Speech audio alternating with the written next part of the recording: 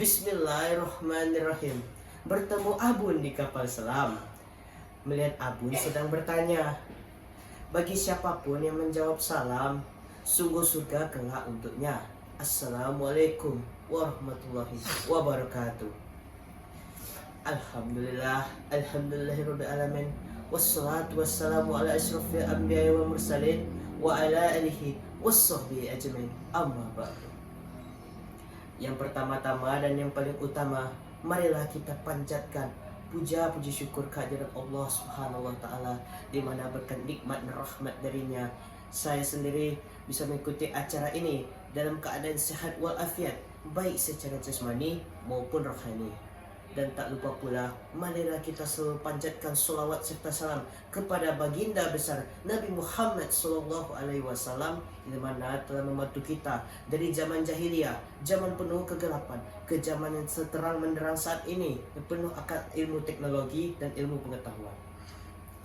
Baiklah, tanpa memperpanjang kata-kata mukadimah, saya langsungkan saja tausiah saya pada saat ini dengan tema meneladani akhlak Nabi sebagai pondasi peradaban dunia.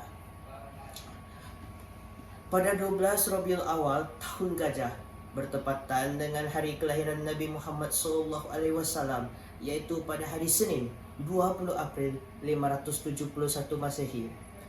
Tahun Gajah adalah tahun ketika pasukan bergajah yang dipimpin oleh Abraham bin Sabah, Gubernur Jenderal Najasyi Habasyah di Yaman, menyerang. Namun Allah Subhanahu wa taala menghancurkan pasukan tersebut sebagai bentuk penghormatan atas kelahiran Nabi Muhammad SAW. Sejak dalam kandungan, beliau sudah ditinggalkan oleh ayahnya. Belum genap usia 6 tahun, beliau sudah ditinggalkan oleh ibunya. Rasulullah Muhammad SAW merupakan nabi terakhir dan penutup dari seluruh nabi serta rasul yang diutus oleh Allah untuk umat manusia. Dirinya dipanggil Khatamul Anbiya. Beliau adalah teladan sempurna dalam segala aspek kehidupan dan segala perbuatan, ucapan, serta perilakunya. Mengandung hikmah yang luar biasa. Kepribadian beliau yang mulia tidak hanya menjadi teladan bagi umat Islam, tetapi juga relevan bagi seluruh umat manusia sepanjang zaman.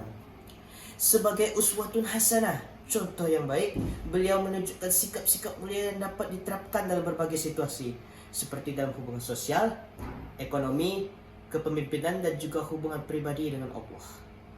Rasulullah adalah manusia pilihan Allah, Nabi dan Rasul terakhir yang menjadi sumber inspirasi dan motivasi kehidupan setiap insan beriman.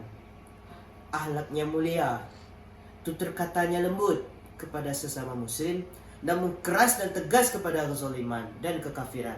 Sikapnya penuh pesona, tidak ada sedikit pun celah dari seluruh perilaku beliau, baik sebagai seorang pribadi, seorang pemimpin di keluarga, sebagai pemuka masyarakat, dan sebagai seorang leader atau pemimpin bagi para sahabat pada waktu itu.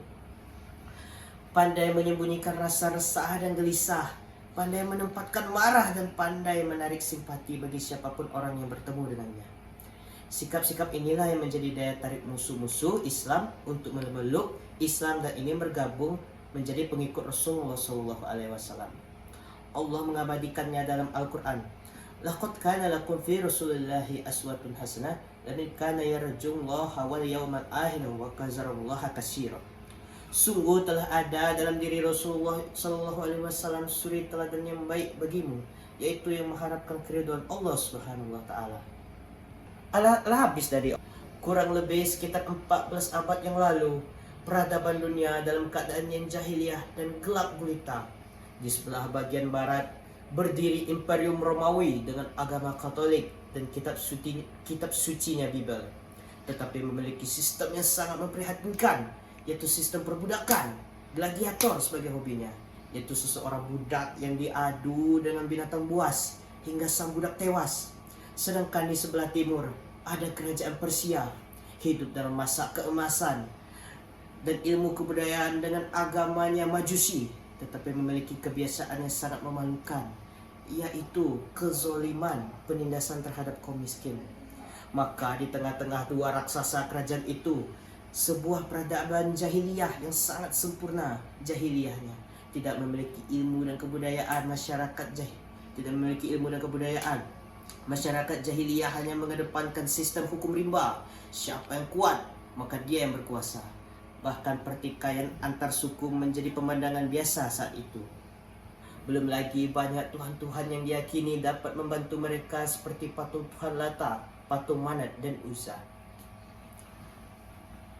Rasulullah SAW suatu ketika pernah bersabda bahwa visi dan misi beliau diutus menjadi nabi dan rasul karena harus menjadi penyempurna akhlak manusia.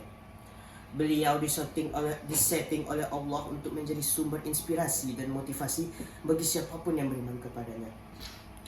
Michael Hart, seorang penulis barat, bahkan menempatkannya sebagai the number one di antara para pemimpin dunia yang pernah ada.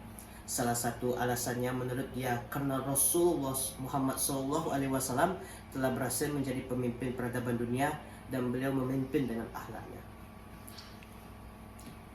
1. Akhlak sebagai fondasi peradaban. Rasulullah bersabda, sesungguhnya aku diutus untuk menyempurnakan akhlak yang mulia. Hadis riwayat Ahmad. Inilah dasar dari peradaban yang beliau bangun. Beliau mengubah masyarakat yang terbiasa dengan kekerasan, fanatisme, dan ketimpangan menjadi masyarakat yang saling menghargai, jujur, dan adil. Tidak ada peradaban tanpa akhlak, maka membangun peradaban hari ini pun harus dimulai dari memperbaiki akhlak pribadi dan sosial. Kedua, ilmu sebagai jalan kemajuan umat. Ayat pertama yang turun kepada Rasulullah adalah perintah membaca, Iqra. Ini menunjukkan bahwa Islam mendorong peradaban ilmu. Rasulullah membina para sahabat agar menjadi generasi berilmu, bukan hanya dalam agama, tapi juga dalam bidang strategi, kedokteran, astronomi, dan ekonomi. Ilmu bukan hanya untuk menumpuk pengetahuan, tetapi untuk memperbaiki kehidupan dan menebarkan manfaat. Meneladani Nabi berarti menjadi pembelajar sejati dan terus mengembangkan potensi untuk kemajuan umat. 3. Kepemimpinan Nabi yang berwawasan luas dan beretika. Nabi Muhammad SAW tidak hanya menjadi pemimpin spiritual, tapi juga negarawan, diplomat, dan panglima perang. Namun kepemimpinan beliau selalu dilandasi oleh etika dan visi kenabian, menyebarkan rahmat dan membebaskan manusia dari penindasan. 4. Cinta dan kasih sayang sebagai pilar peradaban. Islam adalah agama kasih sayang, dan Nabi adalah sosok paling penyayang. Beliau memaafkan musuh, menyantuni yatim, menyayangi anak-anak, dan bahkan memperlakukan hewan serta lingkungan dengan penuh kasih. Peradaban cinta inilah yang harus kita bangun. Peradaban yang menjunjung tinggi perdamaian, empati, dan penghormatan terhadap sesama manusia, tanpa memandang latar belakang dari manusia tersebut. Membangun peradaban melalui teladan Nabi. 5.